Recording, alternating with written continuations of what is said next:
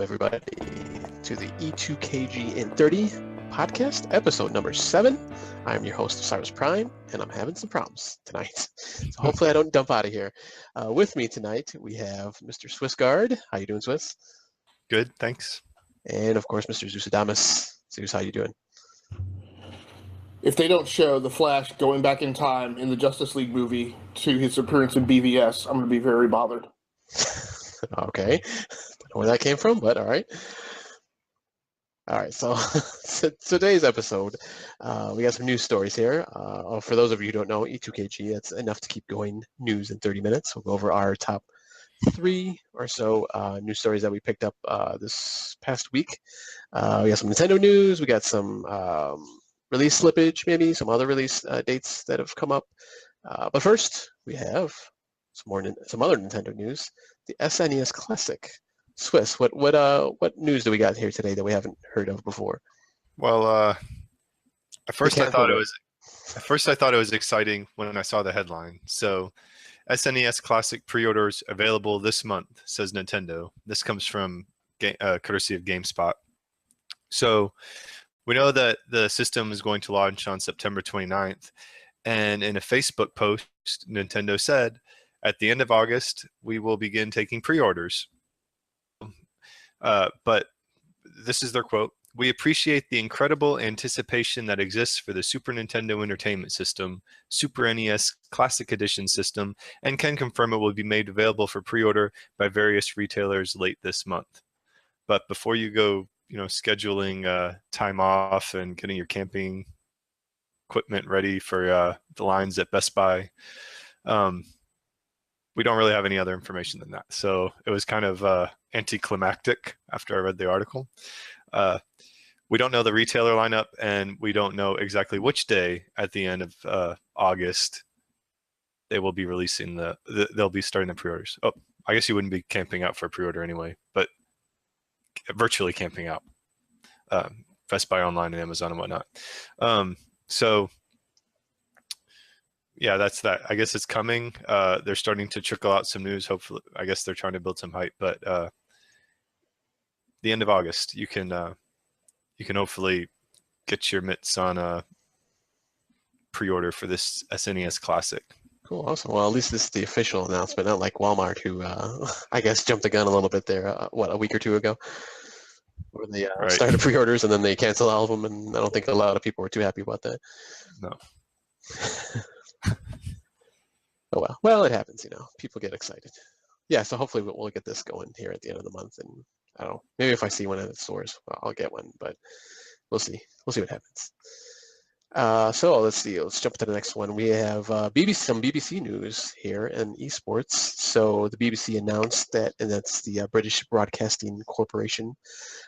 They're gonna be doing about 4 hours of eSports on the weekends, and I don't know if I said here or not when they're starting. I might have started already, but basically it's the Gfinity Elite League Series 1, and they're going to be broadcasting Street Fighter 5, Counter-Strike Global Offensive, and Rocket League. Some pretty good games there. So like I said, for 4 hours a weekend, and that's pretty cool. I'm still not the biggest fan of watching other people playing games like that, I guess. Rocket League would be kind of cool, I guess, just because I'm into that, and I've seen just some people I've played with when I'm playing Rocket League. It's just amazing some of the things they can do. And it's like I have no idea how they did that, but yeah, I mean it's pretty cool that esports it's growing, it's getting bigger. So more and more broadcasting outlets are starting to air this stuff. So yeah, that's about it. We'll see. There's actually a link. This is from Gama Sutra, so there's a link there to check the times and stuff like that. So obviously it's going to be different for us. I don't even know if we can even see it or not, but we'll see. We'll see how that runs, and I don't know. Any thoughts? So explain to me, Prime. And this applies to both of us, right? Because I'm just as guilty, if guilt need be part of the experience. So what is it about gamers who stream, do game capture, and have YouTube channels not being able to watch other people? I mean, we produce the same content. Yeah. Little ironic, I know. Is it like football players who don't watch football? I I guess I think sometimes, like, depending on the game, really, I guess it is, because like I said, I think Rocket League would be fine, and even some like fighting matches like Street Fighter or whatever kind of fighting game it is, I could probably watch just because I'm not super big into the fighting games, and I've never been like super good at it. But just other games, like when you've seen people play, like, I don't know, like Skyrim or like Zelda, or maybe the more story-ended games, it's more like, when he's doing something or she's doing something, it's like, no, you idiot, why did you do that? And, I wouldn't have done it like that. So it just gets on my nerves, I guess, more or less. But yeah, it's just, I mean, I've tried it. Every once in a while, I'll jump on Twitch or whatever, YouTube. And I do it more so now just to, if I'm trying to get past a level, or if I'm trying to, do some research on a game or something like that. But, in general, I just can't sit there for hours. Like, I mean, I see people on my list sitting there when I'm playing the game. They'll be sitting there just watching Twitch or, YouTube, watching, games being played. And it's just like, I can't do that. Yeah, I know what you mean. My son will watch people playing games on YouTube, and I feel like spoilers. That's all I feel. And I remember with Splatoon, I got to the final boss, and he started giving me tips, and I was like, I thought you hadn't made it here yet, and he said, well, I haven't, but I saw it on YouTube boss battles. So, but I mean, it helped, but it kind of took a little bit away from the experience because I wasn't able to identify the boss patterns quite as myself. But yeah, I'm not an eSports viewer.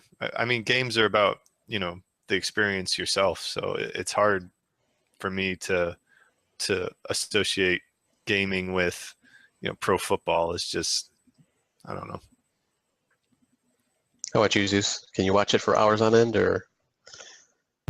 Well, definitely not, because I don't have the time, right? I mean, it takes a long time to set up, right, and stream and game capture, so I just don't. But again, my understanding is, and I'm not poking fun at millennials or even the generation after that. I don't know if they've been labeled yet, but I guess for that, my understanding for them, that is their TV, right? While we're sitting around watching Big Bang Theory and Dark Matter and other stuff, like that's their TV, which is really, I mean, so I guess the biggest dynamic of it for me as a streamer and like I said, in doing pre-records, I'm trying to figure out how to tap into that, right? So if you guys have kids that are doing that, please let me know why. Right? How they watch it. Right? Because the other big thing is, we always hear as streamers that, the big thing to do is to set a regular schedule. And that's just, number one, that's just antithetical to who I am. Like, I don't like having a set schedule, particularly in the evenings during my computer time. And, so I hear it. I hear that's a good thing to do. I don't want to do it. So I'm trying to figure out how else to make my YouTube channel seem like TV. Yeah. Yeah. Yeah, like I said, I'll just keep to making the stuff, and I'll let my son watch it, and our kids. That's fine. All right. But yeah. Anyways, that might be a subject maybe later on we can talk about on the Monday show. Yeah, absolutely. So you got some Midnight Club possible news yes. here. Really interesting. So over on videogamesblogger.com, the story is labeled screenshots of unannounced Midnight Club game discovered on Xbox Live servers. So apparently a Reddit user, I'm not sure exactly how they found Xbox Live servers or got into them or how you root around in there, but found two screenshots of a Midnight Club racing game that it appears is being ready to come out on Xbox One. The last time we saw this series, it was Midnight Club Los Angeles on the PS3, Xbox 360, and PSP in 2008, which really interests me because I may have to go back and look, but in my mind, so I always thought Midnight Club was the predecessor to Project Gotham. And I thought it was the same team. And of course, that team, Bizarre Creations, was the team behind Project Gotham Racing, and made those exclusive titles for the original Xbox. I think they did PGR 1 and 2 on the original Xbox, and then did, of course, PGR 3 on the 360 as well as PGR 4, after which they were purchased by Activision. And then I think they did one game for Activision that was not a driving game, and then they were closed. It was particularly disappointment to me because they had quickly become one of my favorite studios. So I'm very interested to see if this is actually being done, and if so, what creative team is behind it. So did either of you guys play any of the games in Midnight Club or PGR? No, I never played that series. Was that more like arcadey or sim? A little bit of both. Yeah. Those were both Xbox pretty much, right? Primarily, or did they ever? No, Midnight Club was on PlayStation 2 as well. Yeah. So I want to say they were. If I am right, and it was the same shop, and I thought that was the lineage that I'm pretty sure. Well, I don't know if Microsoft ever owned Bizarre Creations. Maybe they had left them independent, and that's how they got scooped by Activision. So, but I'm always up for a great racing game. So, yes, we know. True enough. Yeah. So Swiss, you apparently picked up a story that I actually saw in Left Behind. So I'm curious to hear about the story, and also I'm curious to hear why it attracted you to put it in the rundown tonight. Well, the story is Star Citizen's big Alpha 3.0 release slips again. And I got this from Eurogamer, but it was reported kind of across the video game blogosphere. And this particular release, I guess originally it was expected to come at the end of 2016. Then it was delayed to June of 2017, then August, and then now they're not going to hit August. And it's going to be at the beginning of September. But, we'll see. For me, the biggest thing with this game, they said their website, the Robert Space Industries, which is like the kind of gamified subsidiary. This week we entered the optimization, polish, and bug fixing phase for the 3.0 feature set. As there have been so many features and content implemented, we've encountered some stability issues that we want to address before going to a wider test audience. And the reason I put it in the rundown is just, Star Citizen is, of course, the largest, how much is it? $156 million they've crowdfunded. And, they have the alpha releases, and it's just, this game has always, I don't know, it's kind of intrigued me, kind of bothered me. They got all this money pouring in. They're selling ships through their website. I looked the other day, $275. You can buy the Constellation Aquila starship. So I don't understand the real world economy of Star Citizen. Oh, and then that's real money that you pay for? Oh yeah, yeah. That's a pledge for Kickstarter, $275, and you can get this special ship in the game. And I can't fathom spending real currency on digital artifacts like that. And so I was curious about what you guys thought about Star Citizen. For me, when I hear them talk about the delays and whatnot and what this game promises, and as they're getting all the kinds of money thrown in there, $156 million, the software engineer in me starts to get those little alarm bells going off of scope creep. And when I was in college, there was this poem or kind of series of poems that we were given called the Tao of Programming, and it's from the early 90s, but little vignettes or whatever about life as a programmer. And one of them was a manager asked a programmer how long it would take for him to finish the program on which he was working. "I will be finished tomorrow," the programmer promptly replied. "I think you are being unrealistic," said the manager. "Truthfully, how long will it take?" The programmer thought for a moment.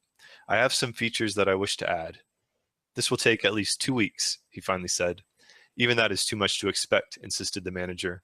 "I will be satisfied if you simply tell me when the program is complete." The programmer agreed to this. Several years later, the manager retired.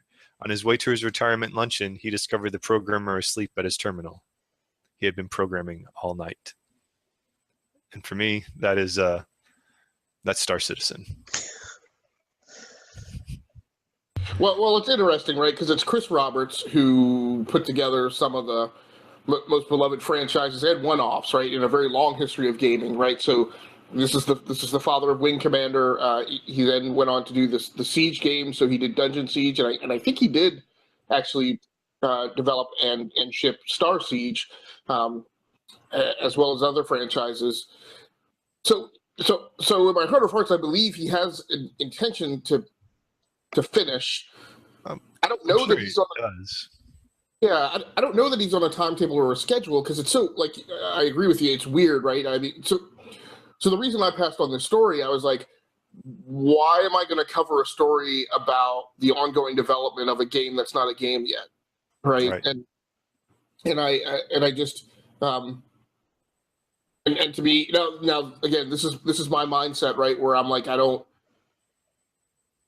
Like with movies, right? The only thing I feel, to me, that's worth discussing is casting news as that comes out, and usually that stops, and then they go into production, and the trailers, and everything that happens in between. That, you know, lots of sites and journalists and stuff get all, you know, super bent around the axle about and trying to extrapolate those little tidbits of news into whether or not the movie's going to succeed or be a failure.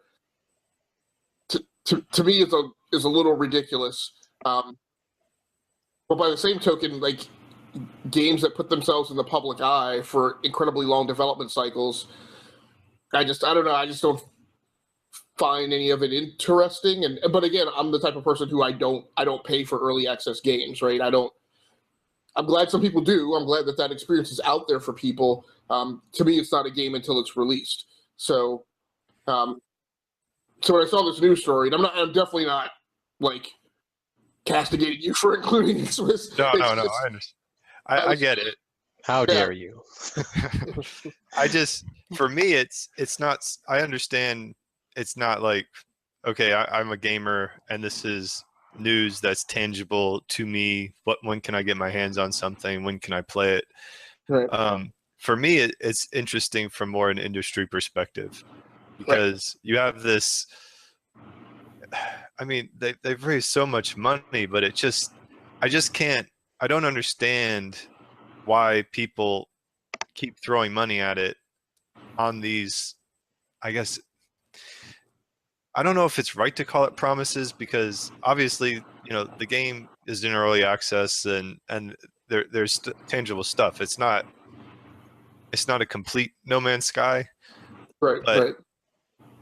It just rubs me the wrong way, and you know, you wonder how the industry and crowdfunding and whatnot, if this is going to affect things, if this takes if this goes south. In other words, that was kind of my perspective on it. So these are the nights that I wish Gray was on, because he was playing this game, I believe, and I kind of. One thing I'd like to know, just from the 156 million. So, and I get ships. I mean, when I play those types of games, that's what I'm most amped up about. But for 156 million, what I hope that they have done is that they have crafted the best emergent event type game, right? The best spawning and random mission type game, and that it has incredible AI.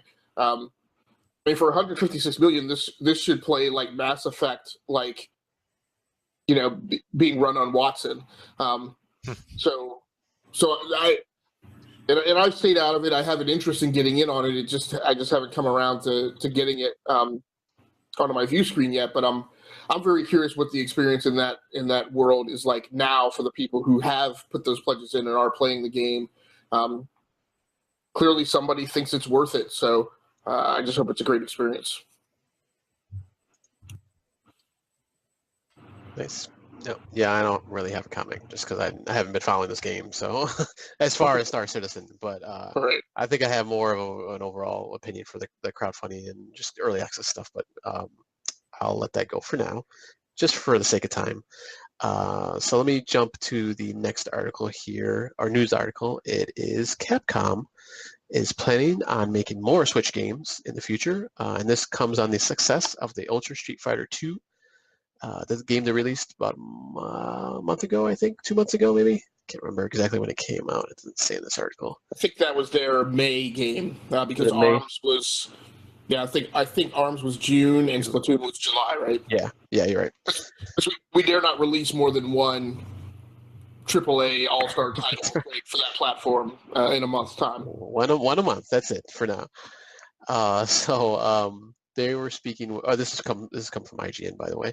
This article, and during the financial report, Capcom had stated, that Street Fighter did well, and that the Wall Street Journal's Takashi Michizuki, hopefully that I said that right, said that Capcom had expected, or they had sold pretty much about 450,000 units in Q1 of Street Fighter, so that obviously was, I guess that's good for them.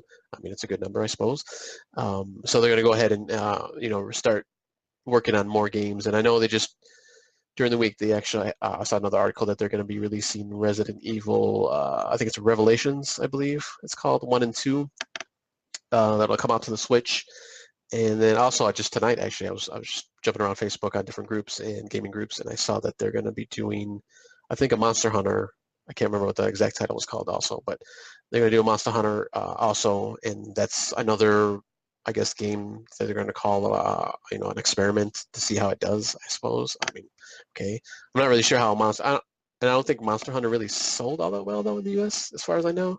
I know it's big over in overseas in Japan and stuff like that, but I mean, I'm assuming it's doing pretty well because they keep releasing them for different, not just Nintendo, but the different systems too. I think there's one coming for PlayStation, and I'm assuming Xbox maybe. I don't know. But yeah, so I mean, that's good news. We'll hopefully start seeing some more Capcom games, hopefully original ones. The Ultra Street Fighter 2 was more of a remake. Well, I don't know if I would even call it remake. I guess it was kind of they had stuff added on to Street Fighter. They did, they updated the graphics, and you can kind of switch between the new graphics and old.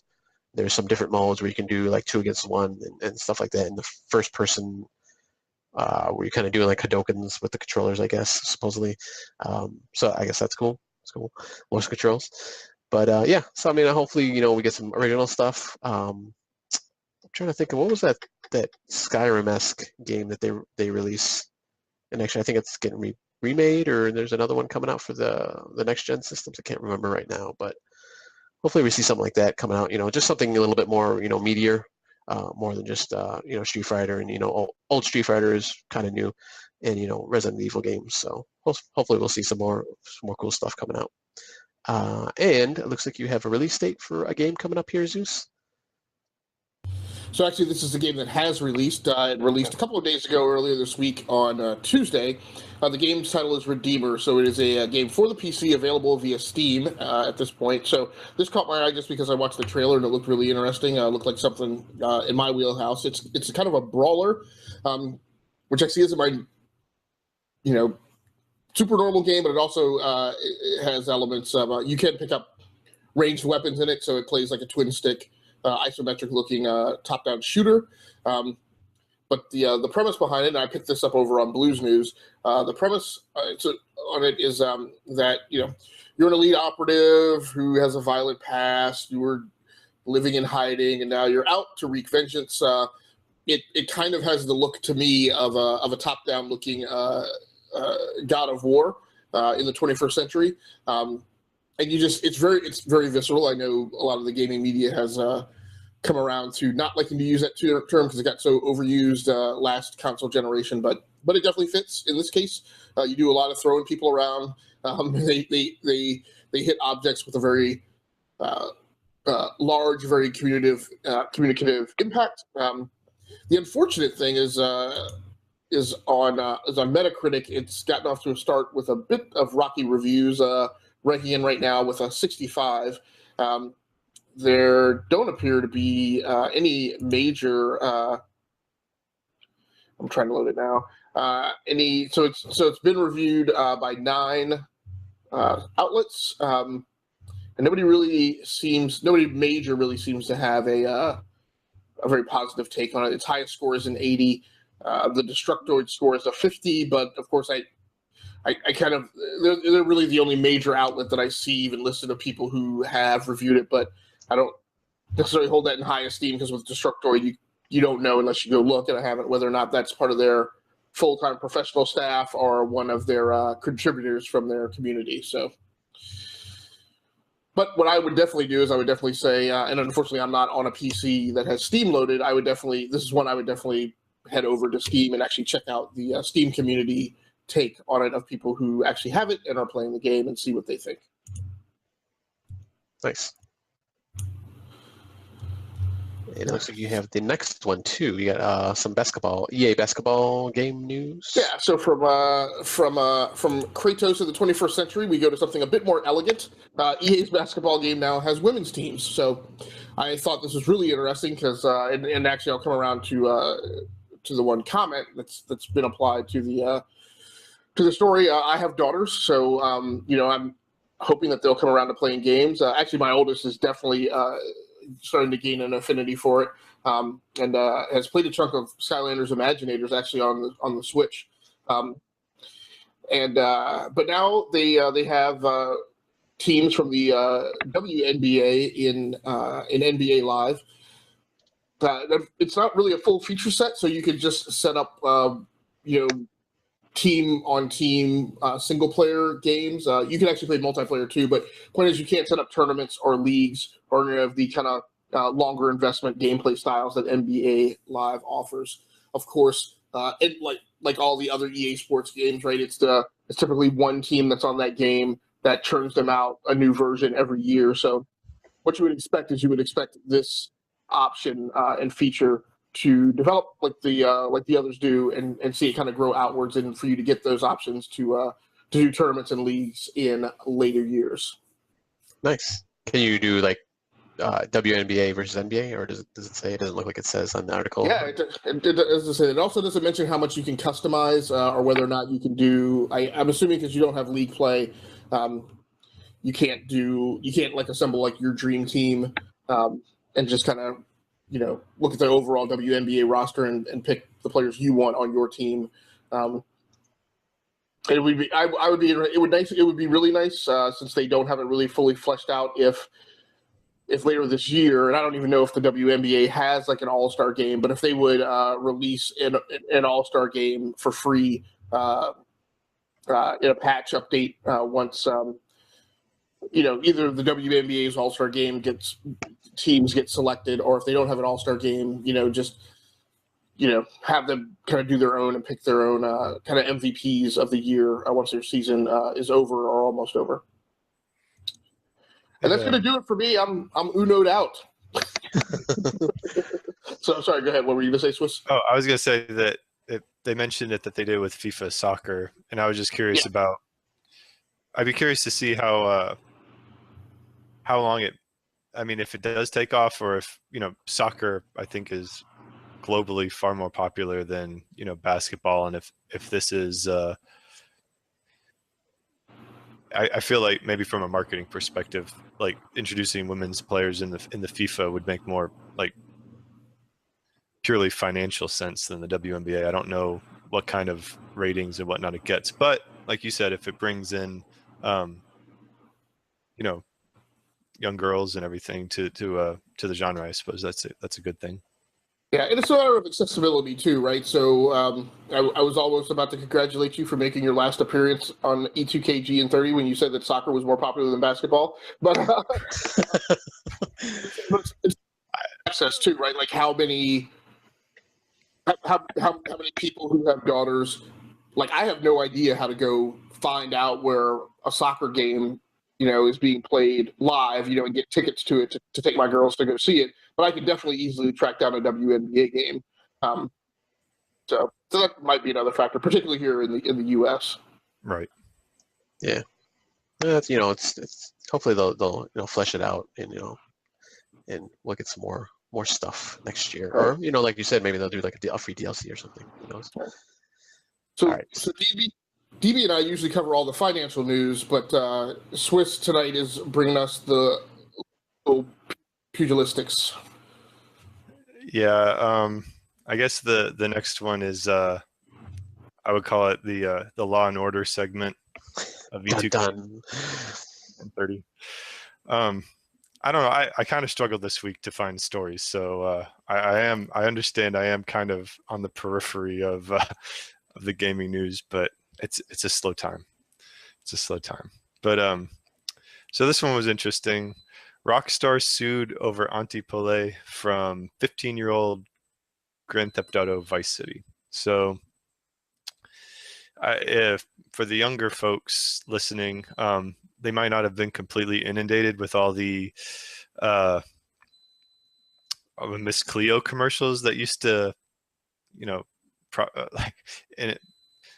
dominate the airwaves during commercial breaks back in the early 2000s and late 90s and whatnot. But the actress, or the character, the woman who did these Miss Cleo commercials for the Psychic Readers Network. You mean she's not real? It's an actress? I've lost all faith now. I can't. I don't know what I can believe now. Well, fortunately, the internet's there to guide you, right?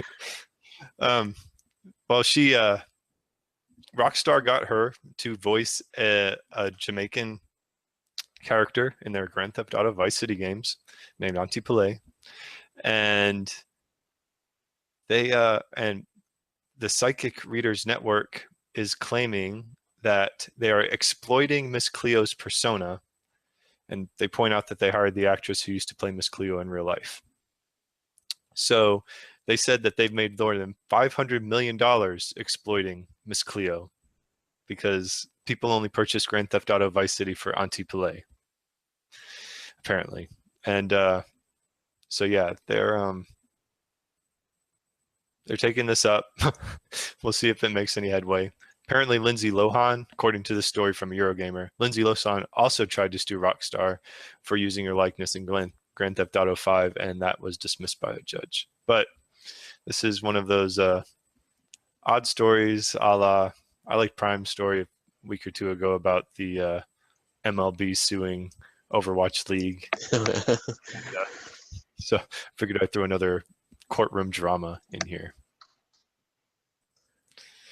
So I guess Prime can wrap us up though with some actual gaming news. Okay. No, it's not gaming news. I mean, Grand Theft Auto is a big deal.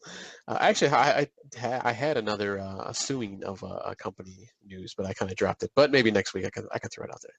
But my last story here is EA has officially confirmed it's merging BioWare Montreal with Motive Studios. And for those who don't know what BioWare Montreal did, they did the last Mass Effect Andromeda, which obviously was riddled with some problems there when it launched, and just kind of throughout its first month or so, I would say, or a few months, some controversy over graphics and stuff like that. So they merged with Motive Studios, which is actually headed by Jade Raymond, former ex-Ubisoft exec. She's working on Star Wars Battlefront 2, the studio's working on Star Wars Battlefront 2, and then another unannounced project. But according to EA, with multiple projects that they got in development at Montreal, they figured merging with Motive Studios was a good idea, and that this is going to be an ongoing process, and there's exciting roles and opportunities for everybody in both teams. So it sounds sounds like it's all sunshine and rainbows over there, but who knows? Yeah, obviously, since they didn't, Mass Effect Andromeda didn't do all that well, or supposedly didn't do all that well, I guess. I don't even know what the numbers were really. I haven't really heard any numbers, but there's just been a lot of flack with that the series recently, and they said they're going to put it on hold for now, and I guess we're going to see what's going to happen. I think Swiss, I don't know if you had the story last week or the week before about one of the guys coming back from BioWare. Right, the original director of the Mass Effect series is now like the general manager of the company. Yeah. So Hudson, I think. Yeah. Casey Hudson? Something like that. Yeah. So yeah. Now, it was Jade's company. So Jade Raymond, of course, although there was a lot of controversy around how Ubisoft kind of put her to the forefront but her major claim to fame was being the first. I think she was the producer, maybe she was the creative for the first iteration of the Assassin's Creed franchise. And then eventually she walked and left Ubisoft. Was her company already underneath the EA banner, or did they bring her and her company in? I don't think they had. I don't know. I don't think she had it like the company motive already set up. I don't think. Not that as far as I know. I think she might have just came over and they might have gave her that one, as far as I remember. I'll have to do some fact checking here.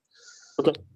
But, yeah. So obviously, let's say what this is for what it is, right? BioWare Montreal was given the option of either being disbanded, right, and people losing their jobs, or merging.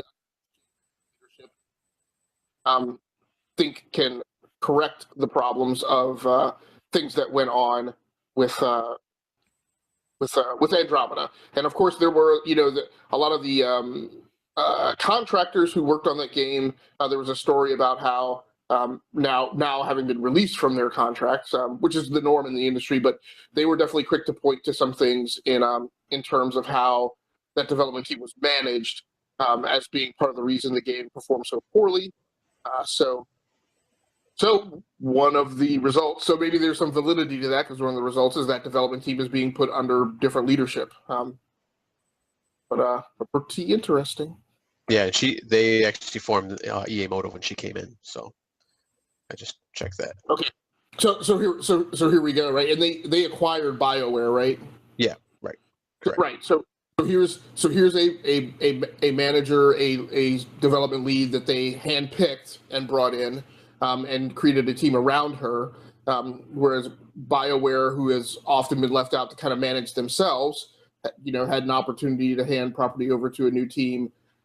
That team made some missteps, and so from my optic, it looks like EA corporate came in and said, "No, here's this person we handpicked, who we think is the person you need, rather than choosing your own leadership and correcting your own problem, and we're going to put them in charge." Yep. Swiss, did you have a comment? No, that pretty much sums it up. If Andromeda had been successful, we probably wouldn't have seen this move, I doubt. Yeah, no, I'm sure they would have been left to their own vices, and they could, go on doing Mass Effects, I'm sure. So yeah, it's interesting. But actually, I didn't even realize it said officially confirmed. I guess I didn't even hear the rumor that this was going to happen. So, but I guess that's what happens when you're not doing too well. Well, at least they didn't get like totally disbanded. So I guess that's kind of a bright side, I suppose. But all right, so that is the end of this episode number 7. Anybody got any plugs real quick that they want to go through? No? All right. So if you like this episode, please subscribe and share.